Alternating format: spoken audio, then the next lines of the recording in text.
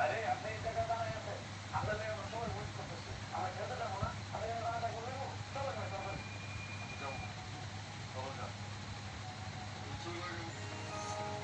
আপনারা দেখছেন প্রাথমিক টিভি কেন্দ্রীয় নেটওয়ার্কে আফ্রিকা ইসলাম ব্যাংক স্টকে।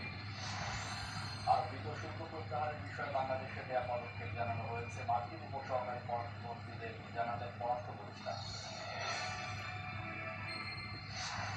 প্রথম উত্থানে নতুন বাংলাদেশ